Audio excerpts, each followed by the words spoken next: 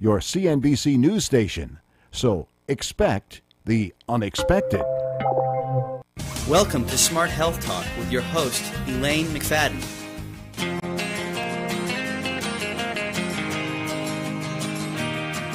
Take a walk on the wild side. Will the birds and the bees survive?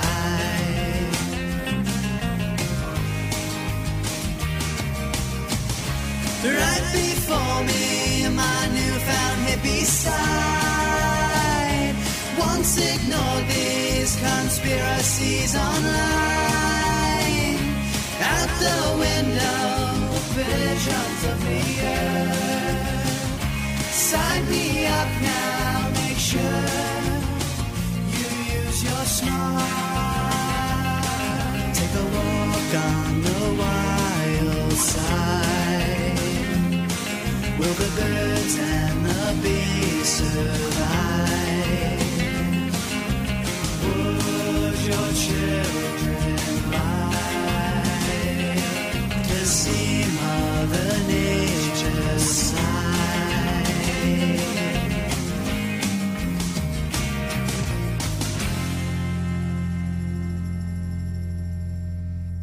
Welcome to Smart Health Talk with your host, Elaine McFadden.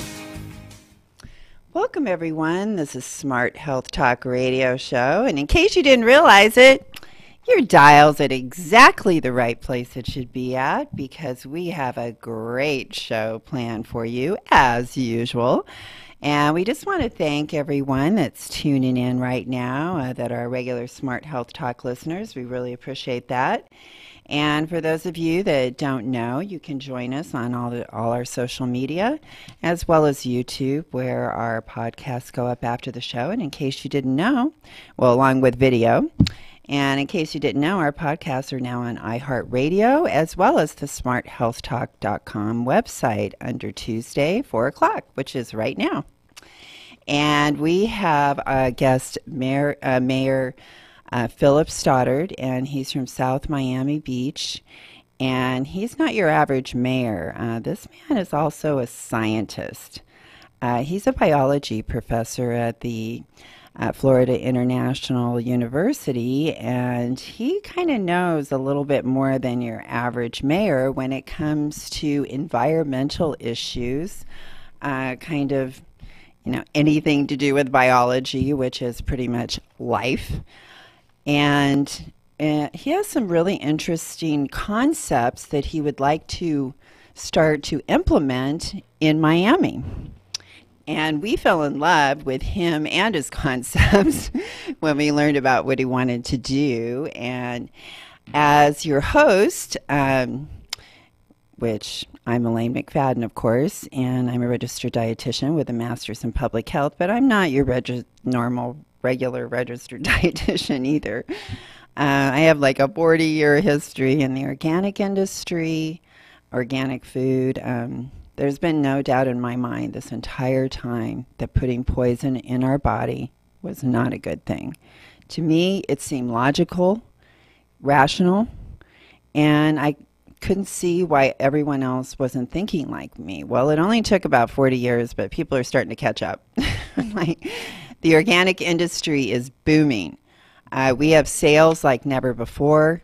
We have a farm bill that we spent $485 billion on the last time. It's coming up again. That farm bill favored GMOs, pesticides. People want to eat organic now. They're demanding it. We cannot anywhere close meet the demand, even for organic corn and soy. I mean, it's pathetic. It's like we have to import something like 75% of organic soy, and yet we are growing like 13% of the land in our country or something like that with corn and soy. I mean, I think just corn was 13%. I'm not sure what the total percentage is for soy, but we couldn't import anywhere close to the demand for organic corn either. And I happen to like my organic corn tortillas very much, thank you. I just actually had one before I came here, this really good organic taco we made at home, and guess what? It costs at least, as much, if not less, than what I would go get at some fast food place. And it was all organic with grass-fed beef from my local organic farmer.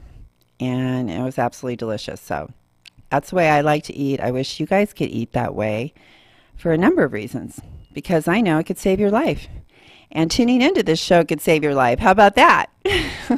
Because we tell you things on this show that are life and death. That's right. And that's why I am so thrilled of what Mayor Stoddard is doing in Miami, because these are life and death situations here, and life and death for people, other living things, and our environment. And I don't know if it's true or not. I didn't have a chance to really check it out, but there was a lot on Facebook about this incredible wilderness area in Florida that was totally destroyed for a Walmart. And whether it was true or not, these are important questions. We have thousands and thousands of monument acres at risk right now. We have beautiful land like we find in Florida and California where we're at that's just totally being destroyed. I just can't believe the fires out here. And we were doing shows about this even 2 years ago about using controlled burning like the Indians do to prevent this from happening. If we would have been listening back then, we could have prevented what's happened now even. We need to learn. We need to communicate. We need to share. We need to seek solutions and answers. And that's why we have Mayor Stoddard on our show today. He is also someone that likes to look for answers and seek new information. And are you there, Mayor Stoddard? I sure am. Can you hear me? Yes, I can. And welcome so much to Smart Health Talk Radio Show out here in California, and you're out there in Miami, Florida. How's your weather? Well, it's cool here by Miami standards. It's been in the 50s of late. Just a couple of things on what I've heard you say so far. You'll be glad to know that a judge placed an injunction on clearing of the Pine Rockland to build a Walmart. We'll see how that plays out. Wow, I just got goosebumps. That's so exciting, Mayor Stoddard. And for dinner this evening, my wife and I had Indo-Pacific lionfish, which is an invasive exotic species. They're rapacious predators. They live down in the coral reefs and they eat every other fish. But we get the divers to go down and catch them, and they sell them at Whole Foods, and so you can eat wild-caught fish without guilt, and it's absolutely delicious. Yes, and they're so incredible looking as well. I've had the Center. Normal. Yeah, we've had the Center for Biodiversity, which are a group of lawyers. Oh yes. On our show about also the salmon. And how they migrate down the East Coast, and how they were opening fishing at a time when they were going to, take the salmon that were going to go spawn. I mean, it was just like crazy. And now, Trump is talking about the East Coast being open to fracking. And you're just wondering, all the kind of side effects and the results we're going to have by taking these kind of actions, when I think of oil as obsolete. I mean, how do you feel about oil? Well, it's so last century. Yes. We run our house on solar, although I'll tell you, we do net meter, which means that once the sun goes down, we're drawing power off the grid, and that's, in Florida, that's from natural gas burning for the most part, but we're waiting eagerly for the price of batteries to drop out here. You also commented on the fires. The good news about fires is that they don't destroy the land. They just recycle the nutrients. So I've done some work on fire ecology back when I was younger. And yes, enlighten us, because we do need to understand fires more. Smokey the Bear saying, talking about preventing forest fires. Well, it turns out forest fires are terrific for bears. Oh, they are. Yeah, bears do very well. So he was saying something that was actually hurting his own family, right? That's funny. Forest fires are a little hard on houses. Yeah, and people's everything that they own, their entire possessions, gone in a matter of minutes. It's just unbelievable. But to me, when I think of, we need to look at these fires, the floods, the hurricanes in a whole different way, because we have to accept that as much as we want to try to do to at least slow down and stop the increase in carbon in our air at 410 right now, hasn't been, this is funny because I've been talking about this carbon for a long time in our air. And there was a story a couple weeks ago where I had the Rodale Institute say that we haven't had this much carbon for millions of years since the dinosaurs were here. And yet, in one day, there were two stories that came out. One said that we haven't been this high since 3 million years, and another 800,000 years. And I thought, are they trying not to scare everyone? Is that the merchants of doubt out there putting out stuff to kind of try to put people's doubts in even the scientific stats that we're trying to give people on what's really happening with our planet? And as a scientist, I bet you are rolling your eyes all the time. We roll our eyes as we roll the dice and watch what's going to come up for us. Hey, speaking of carbon, let me ask my wife when was the last time we had this much carbon in the atmosphere? How long ago? It was 20 million years ago. She says 20 million years ago. Oh, really? Mm-hmm. Oh, well, thank her. And what is your wife also a professor? She is. I thought she's been working on a book on that goes backwards through time by powers of 10, looking up at the sky and looking at the carbon in the atmosphere and looking at the climate. Oh, I can't wait for that. That is fantastic. I am thrilled to hear. Did she have a name for her book yet? Is your book called Powers of 10? Timescales, Powers of 10. Well, I keep telling everyone about our population and the power of doubling. And from what I understood, that we did not even reach 1 billion people until the year 1800. And within a 200-year span, that took the entire history of man to get there. And then within 200 years, we increased to 7 billion. I think the whole world should be extremely worried about this.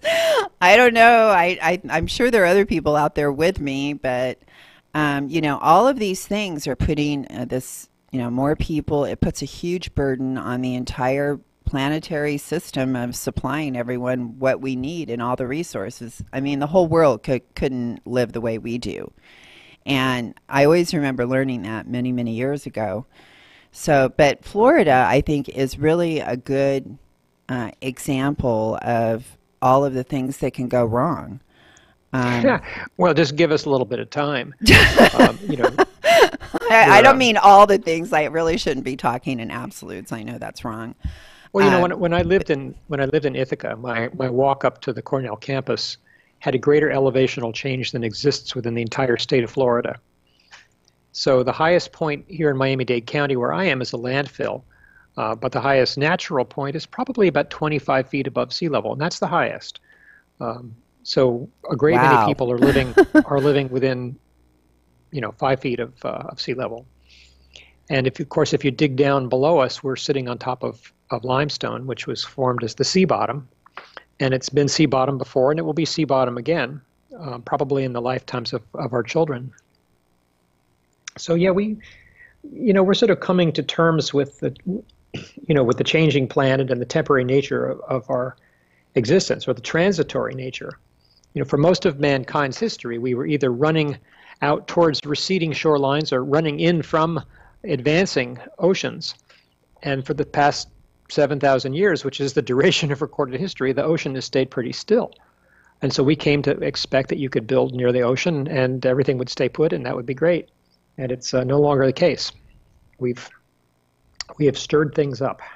Yes, the building, and that's really where I was kind of going on my other comments, that this continual building, and then there are people that have rebuilt their house something like 50, 60 times. Not that many, but no, I actually read a story of that. It's like in Louisiana or someplace where they've just constantly had flooding over and over again. Well, there's people who build their houses every day, but Yeah, that So- was probably, I probably was a little bit sarcastic on that So what are we statistic. going to talk about today? Well, I want you to just give us an outline of, your role as mayor and the kind of things that you're facing within your city, and how your experience and knowledge as a biologist is playing in your decision making on what is best for the people within that city, because that's who you're there for. You're representing those people, and so you're trying to be a visionary as far as I can see, and think, not just, 5 years from now, but 10 years and 20 years from now on what's going to happen to those people and what's going to happen with the sea level rise and these other type of things that are going on around you. I know that we did report on our show that for the first time, green energy is actually cheaper than nuclear or coal, and you guys are struggling with, and plus another thing that we've talked about numerous times on this show is aging nuclear power plants, and you guys, I guess, are the poster child for one of those over in Florida. And we are. why don't you tell us about that? And I know algae blooms, there's coral death. There's so many, we got so many the environmental whole doom and issues. destruction. But let's sort of take a positive note here and come back to something my wife said to me a month before I was elected mayor, and some neighbors had called me over to their house and tricked me into running for mayor. I was coming over to find out who the next candidate was going to be, and I discovered it was me.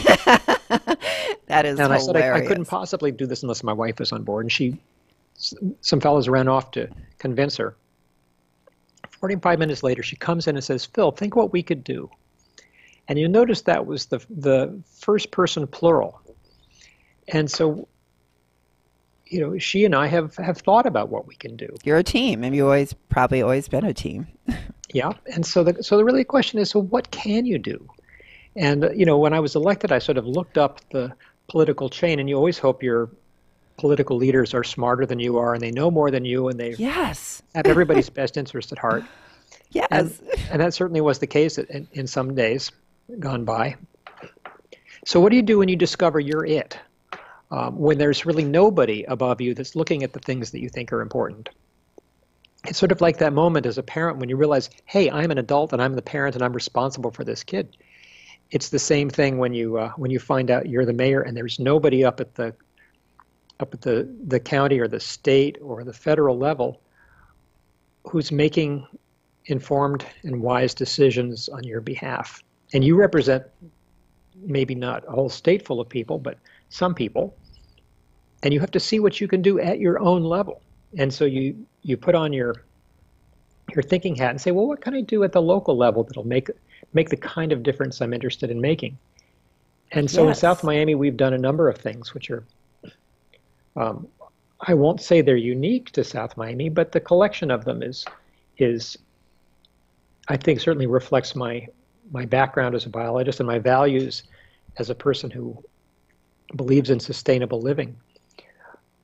So things we've done, we've worked on creating bicycle trails, a simple thing to get people out of their cars and using less carbon, get kids to school safely without their parents driving them. Really simple things, but that's the kind of thing that really can affect the carbon footprint. We did a request for proposals for solar installers to bring down the price of solar. That was successful. Then we joined with the League of Women Voters and created solar buying co-ops, which brought the price down further. Oh, I so love we've been that. trying to get, solar onto people's rooftops. South Miami was the first city outside of California to require solar on new residential construction. It's only about six cities in California that have done it. So, And you guys did pass that? we did. Oh, okay. And, and the state legislature is going bonkers about this. I think they'll try to preempt us in the coming session. But more cities should do it. I mean, the cities in California that have done it have varied from very liberal to very conservative, and they've all found it successful. It's worked for everybody. Well, actually, Mayor Stoddard, I was thinking about that a little bit, and the fact that you had said that like lobbyists are coming out of the woodwork pretty much to try and block your efforts. But I was thinking, when you buy a house, you have a mortgage on that house. And if the solar comes with the house, that's actually better for the buyer, because you're not going to have a separate expense after you move in to then call an installer and have to pay for solar as a separate expense. It becomes included in your mortgage with your mortgage payment. Yeah, and it's pretty good for a number of reasons. I mean, your mortgage is about the cheapest money you'll ever be able to get, cheaper than a home equity loan, for instance, and cheaper than any other kind of loan. So you're getting, if you have to finance the solar, it's the cheapest way to finance it. For Florida's energy prices, which are among the lowest in the country, the internal rate of return on solar panels is 14% of the co-op prices. California pays more for electricity, so the rate of return in California is even higher. And so how does that add up as far as people's pockets and how much they're paying out for their electricity?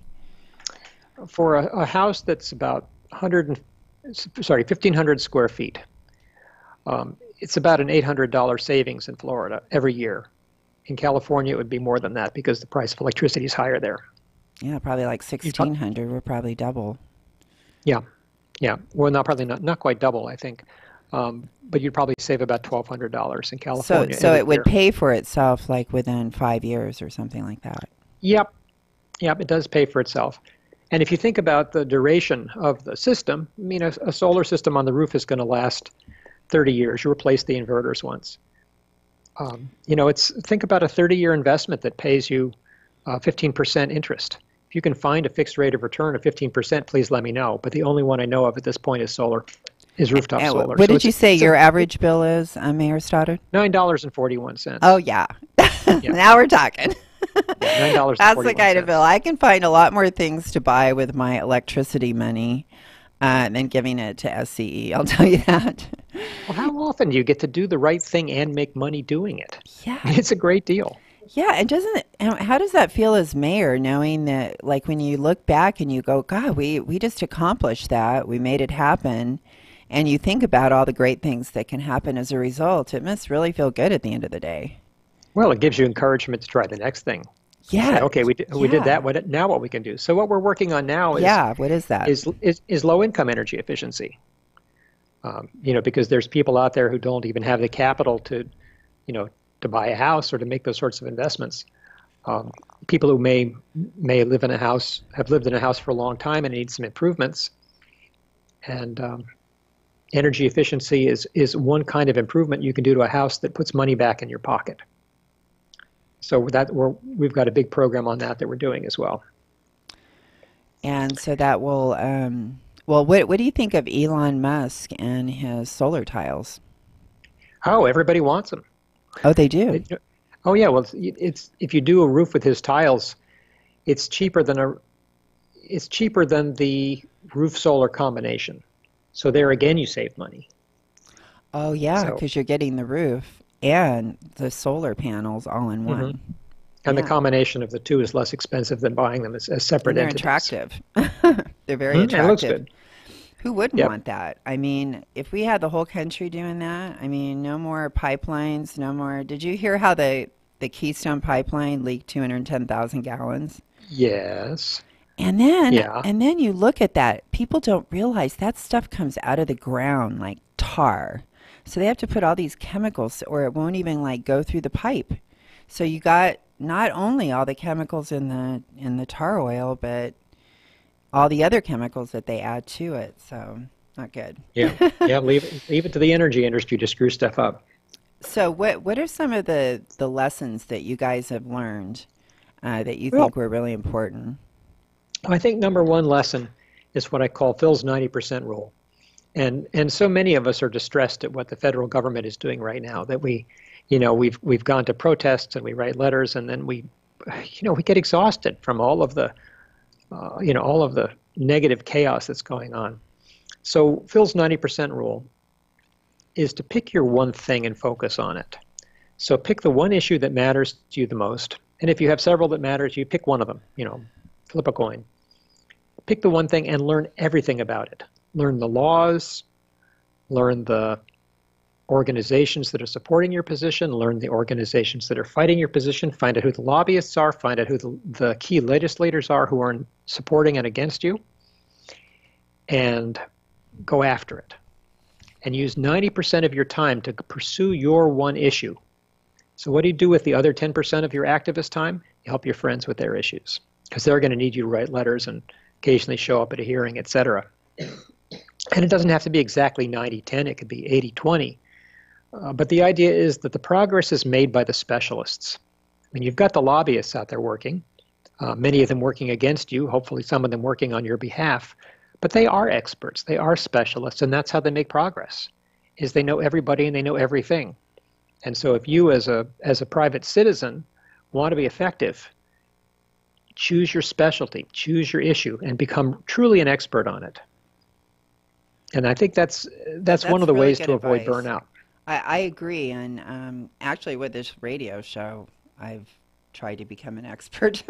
I learned from people like you, and it helps me to make better choices to make change with that at my local level as well. And so listening to Smart Talk, Health Talk, everyone, that can help you make changes in your own community. And I did have a question I had here where, like, how much does policy change, elected officials, corporate money, citizens, local business, farmers, and government play a role in a shift? Because to me, like, all those people are involved, but what is, like, the heaviest weight? Like, do you think that policy change is really where the most effort should go, or how do you think you should break it up? Yeah, policy change can really move ships. Yeah, that's what I thought too. Yeah, it's the big mover, and people can affect policy. I mean, certainly the deck is stacked against you by the corporate money and the lobbyists. But when a whole lot of people show up to a town hall, politicians take notice. They really do. When you write a letter, you speak for 100 people. So you can really amplify your voice. Yeah, and I've talked to other politicians that have said, like Senator Zuckerman up in Vermont and Rep. Kate Webb, who introduced the GMO labeling bill there. She said that when she makes a vote, she's got little stickies notes all around her from her constituents that have called and left messages. And I think people they don't realize how much their call to their local representative, it really can make a difference. And like you said, showing up to those town hall meetings, extremely powerful. That's how we can win over the corporations, in my mind. I thought that was really good advice too, because what other power do we have? There is no money to protect the good things. There's lots of money to take them away and try to destroy them for profit and greed. So what do we have to work with? We have our dollars and we have our voice that can make a big difference. And one of the things that I've learned that's quite powerful is small-scale local experiments.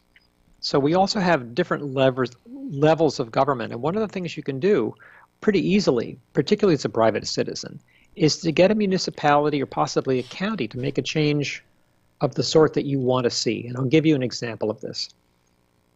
If you want to find a way to live without pesticides in your environment, you might be able to get the local municipality to stop using pesticides in public spaces.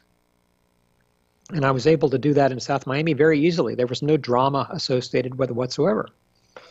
There's an organization in Washington, D.C. called Beyond Pesticides. Oh, Great yes. organization. If your readers and listeners, rather, don't know it, look it up. Beyond Jay Pesticides. Feldman has been our guest several times. Ah, there you go. So Jay's outfit is terrific. And if you call them up or write them, they can advise your local municipality on how to maintain their turf and their landscape without using harmful toxics. Did they do that in like a phone conference or? They can do it they can start with a phone conference. They have materials they can send. They have experts who can advise your city staff. Did you hire them for that? No, they just told me what to do. Oh, really? They just did it as a They told my service. staff what to do. They're great. They're a nonprofit, and that's one of the services they offer. That's good to know. I write them a check every year. They're wonderful. and so, in the city of South Miami, our playing fields don't use herbicides. So it's been like very, your parks and dog parks and. Yep, that stuff is way more dangerous than most people realize. It may kill plants or certain plants, but it alters the developmental pathways for animals. And you really don't want your kids playing in chemicals that's going to alter their development. And how is that through the hormone disruptors? Is that what you're talking about? Chemicals like atrazine certainly alter the endocrine pathways.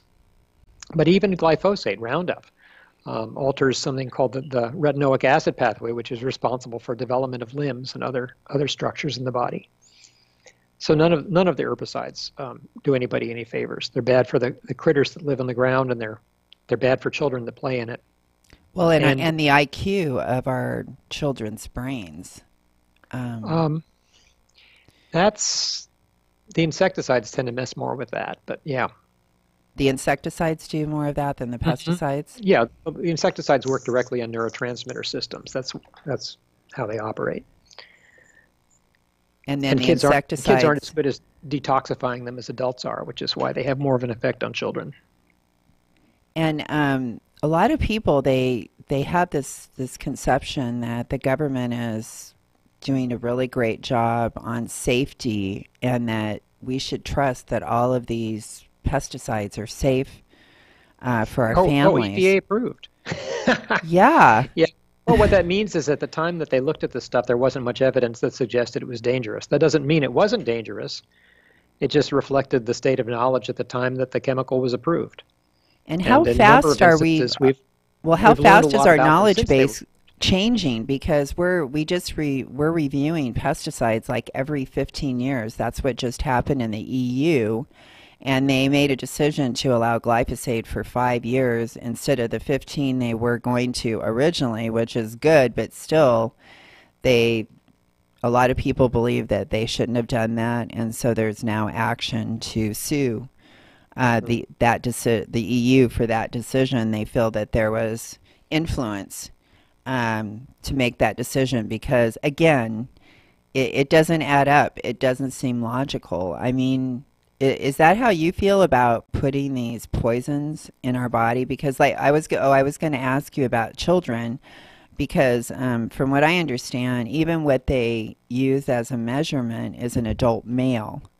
And how are children different than an adult male when it comes to doses of these pesticides?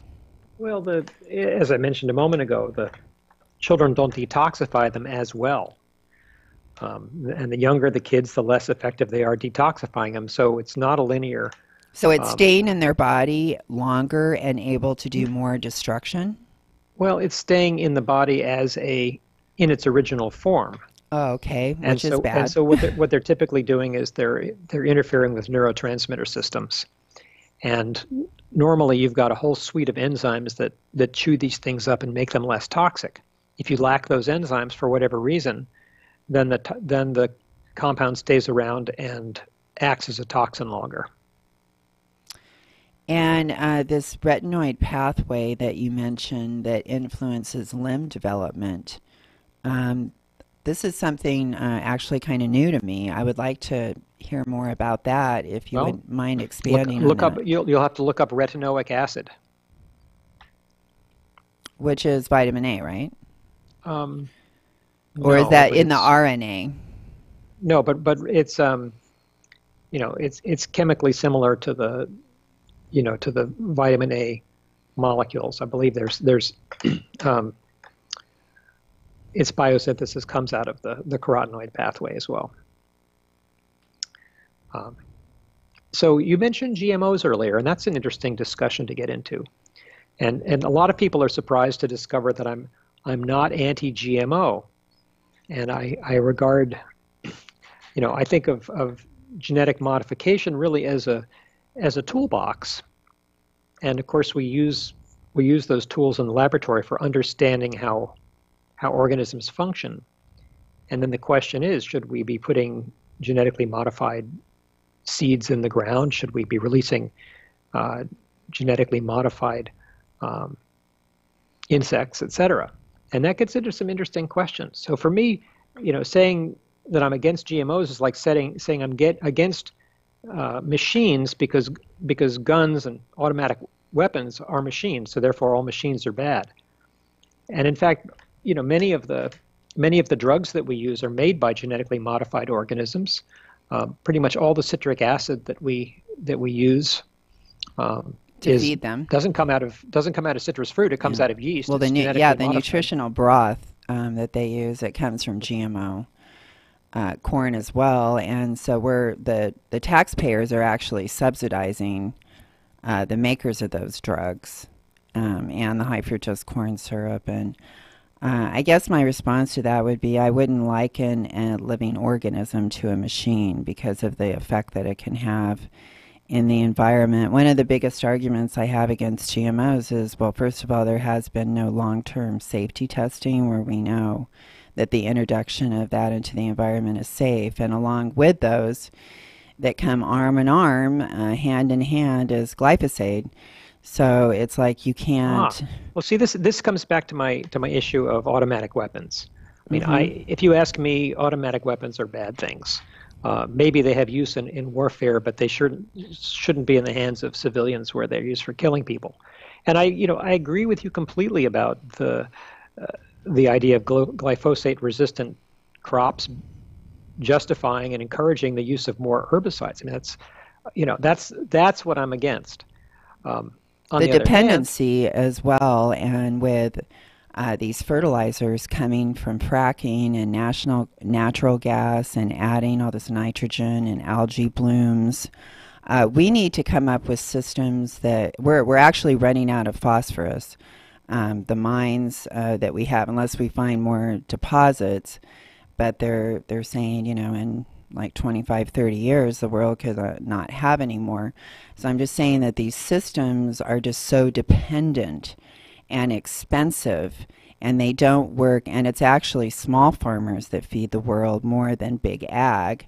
And I prefer to get my food from my local farmer without GMOs, fresh, where the nutrient level is at its highest. That's how, as a dietitian, I want to prevent disease with nutrition and good food. And I think which comes out of good soils. And oftentimes some of the older crop varieties as well. So, but see, where I think GMOs have interesting uses is, for instance, in creating algae that can capture carbon and make carbon fuels. I mean, that's not a use you would normally. Well, if it was self-contained, if it was contained, absolutely, where we're doing GMO salmon, where it can be released into the wild. See, that I think is very irresponsible. That's a problem. So you don't want to be harming, wild populations. But there's certainly some very interesting and probably. No, and I do agree with you on that level, but I'm saying when it comes to food, like for example, a farmer in, I think it was it Maine, they just received an award for coming up with an organic potato that's resistant to like everything. And they found potatoes that we can grow them in salt water in Denmark. So I'm saying that if we took all the money that we have spent on GMOs and put it into organic farming and researching the varieties of plants that already exist on the planet and really start cataloging them and understanding them better, we could be sitting on a treasure trove of plant varieties that we could possibly be contaminating with GMOs. And that we could also be destroying by burning down to grow other things that we're being irresponsible in how we're using the land. The loss of the old varieties, and in particular some of the wild varieties, is the real concern. That there's wild plants in places that are getting cultivated, and so we're losing some of that gene pool that forms the raw material, for some of these discoveries. A friend of mine got a MacArthur Award. I'm really concerned for her about work on potatoes. She found, over 100 varieties of potatoes up in the Andes when she was in grad school, and she's sort of the queen of odd varieties of potatoes. Yes, she has and they're so. I love finding those for the Burbank russet. Yeah, that's what I'm saying. We need to we need to look at what we already have because GMOs have already contaminated most of the heritage varieties in Mexico. They had all these different varieties that were unique to each of the different regions. And the introduction of GMOs is now contaminating. And once you release something into the environment, it's really hard to take it back. And I feel like we're not using enough caution. We're not looking at what we already have, and we're not working more towards a sustainable future where we're not dependent on pesticides. We're not dependent on fertilizers. We have a system that feeds itself and is not just sustainable, but actually regenerative, because we've destroyed so much of our farmland that sustainable is not enough anymore. We need to actually regenerate that land and bring it back to life again. And those soil microbes, like the mycos, how do you say that? Mycorrhizae? Yeah, mycorrhizae fungi. I mean, aren't they like just experts at pulling carbon from the air? But we kill those when we use all these chemicals in the soil. And I heard 90% are gone. Yeah, no, the mycorrhizae are involved in some, actually a lot of carbon capture because they, but that's, they provide a lot of the enzymes and nutrients that the plants take up through their roots. But when you put poison on it, it kills those good guys. I want more. I want those guys back. The Rodale Institute said they eat carbon like candy because they're carbs, and feed it, and they have these huge networks. Well, one of the interesting things you can do is you can actually go to wild places and dig up soil and capture some of those mycorrhizae and bring them back and put them in your garden. Oh. So, for instance, down here in South Florida, our native habitat included a lot of the Dade County pines. And in fact, that to circle back to our earlier conversation, the place they wanted to build a Walmart was on a remnant piece of that kind of endangered pine rockland habitat. Well, if you try to plant these pine trees that grow there, they often don't do very well. But if you go into one of the remnant populations of pines and you take along a bucket and you dig up some of the soil, dig down until you hit rock, and then you put that soil in the bottom of the hole where you're planting your own pine tree, you inoculate your own soil with their mycorrhizae, and your pine is likely to do better. I love that story. That is so cool. So even though you may not see these little deers, they're down there. And so by collecting soils from wild places, sometimes you can restore the soil underground in ways that you can't even see. Well, there's a very special orchard right there in Florida, and Matt's Organics, which is located there. They're one of the country's largest organic juice manufacturer. Uncle Matt told me that there's an orchard planted in the year 1900 there in Florida, and that the citrus disease, the Asian citrus psyllid, has infected those trees, but it doesn't affect the trees. They show absolutely no symptoms of the disease whatsoever. And they're theorizing that those trees, because they were planted before chemical fertilizers and pesticides, that they actually grew and developed a super immune system that allows them to not be impacted, and that these pesticides are actually weakening the immune systems of our trees. And that's why something like the Asian citrus psyllid can even hurt it, where if it had a strong immune system, it wouldn't impact it at all. And so we lose all these trees and keep spraying all these pesticides to kill them, and not just on the land where they're being grown, but in our neighborhoods, to protect the agricultural industry from what I look at as their shortcut practices that have led us to this place of having this huge infection because of weak trees. So what do you feel, and are you guys, because I've heard from people that Florida is spraying a lot of pesticides for mosquitoes in people's neighborhoods. What are you guys doing over in Miami for that? Well, we're Are you educating people on standing water and stuff like that to get rid of mosquitoes instead of just spraying? Because they don't do any public education here whatsoever. They just want to spray. They don't want to teach people how to prevent mosquitoes. Well, you can't spray your way out of a mosquito problem. It just doesn't work. Nobody's ever found that to be a very successful method. And the mosquitoes nowadays are pretty resistant to most of the things that are being sprayed. So it's working less and less well.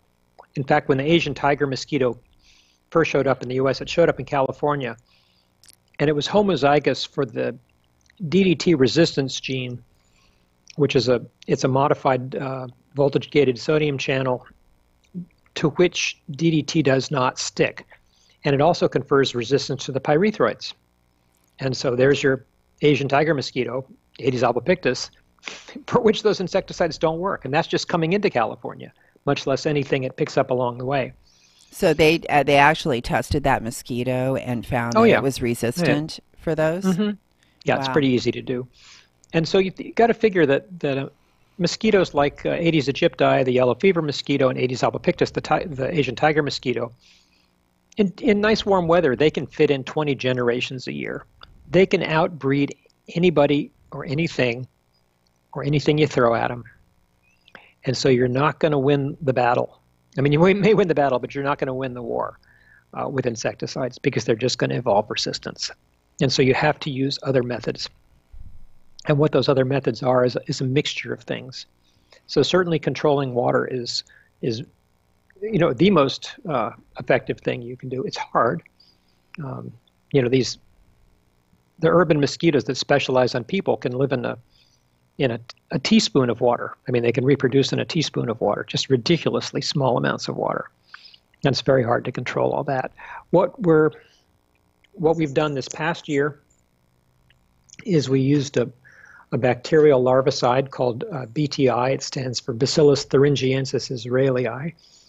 And it's found in mosquito dunks in a product called mosquito bits. And it's a soil bacterium, a natural soil bacterium.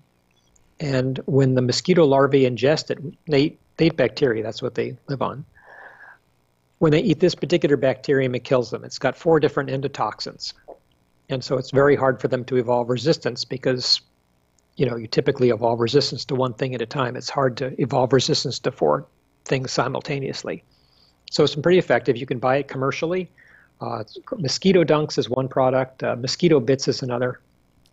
Yes, I've actually had conversations with Summit Chemical, and I love their product. I think it's fantastic. I think we should be giving it out for free.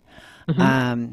But now first of all, I was wondering if that was the bacterium that they were using on this new GMO mosquito that has been approved by the FDA, but it wasn't. No, we'll get to that in a second. Okay. So this is a product that everybody can buy. There's a commercial formulation called Vectivac, but you can eat this stuff, and it doesn't affect people. In fact, it doesn't even affect honeybees. It won't affect most insects. You can put it in your koi pond or in your planters, even that little dish in the bottom. In the kitty cat's water dish, and it's safe there. Now let's go to the next thing we were working with. It was something called attractive toxic sugar baits, ATSBs, and the attractive part is carbon dioxide and sugar. So this is a mixture of water, sugar, yeast, and table salt. And so the yeast ferments the sugar, makes carbon dioxide that attracts mosquitoes. They come in, they drink the nectar, which is great, but they can't handle all the salt, and so that causes them to die. Oh, So that's a pretty safe thing. There's a commercial product called by a company called Spartan Mosquito, and you can order those online. We got a whole truckload of them from the company after Hurricane Irma and passed them out to our residents. And they didn't wipe all the mosquitoes out in the city, but they did reduce the bite rate. What we're going to be doing starting in the new year is releasing males of Aedes aegypti that have a bacterium in them, such that the sperm of these males with the bacterium and the eggs of the wild females are incompatible, and they can't reproduce. And so this is a variation on a old technology called sterile male technology, where you release males that are sterile, and they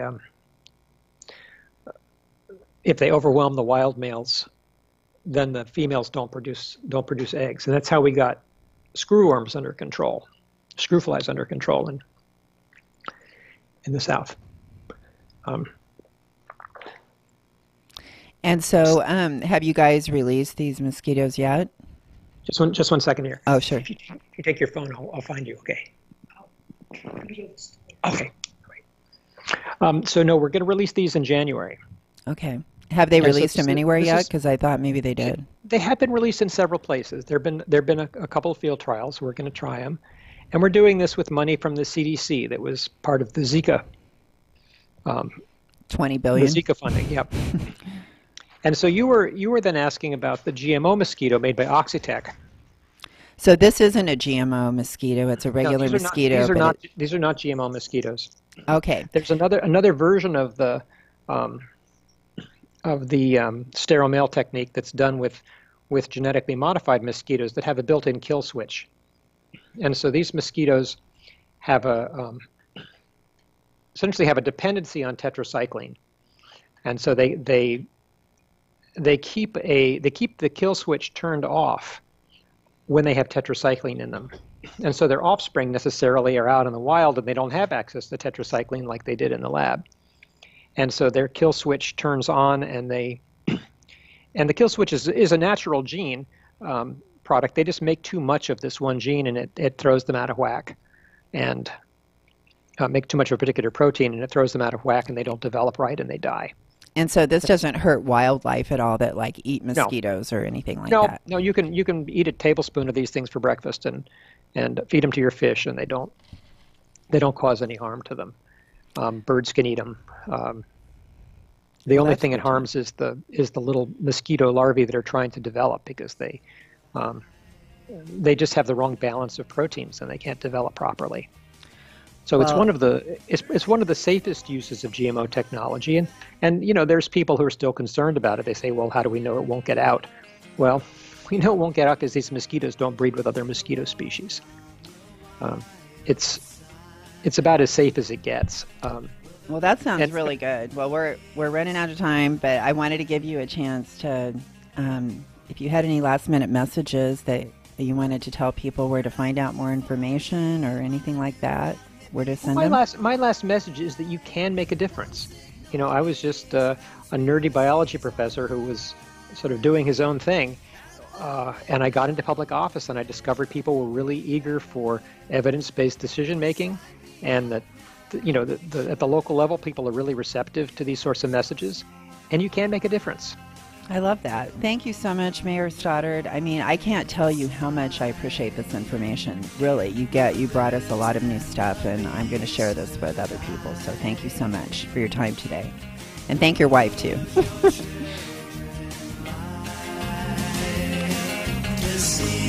KCAA Loma Linda, 1050 AM, 106.5 FM, and now 102.3 FM. I'm Tom Busby, CNBC. Canada's retaliating for a trade war started by Boeing against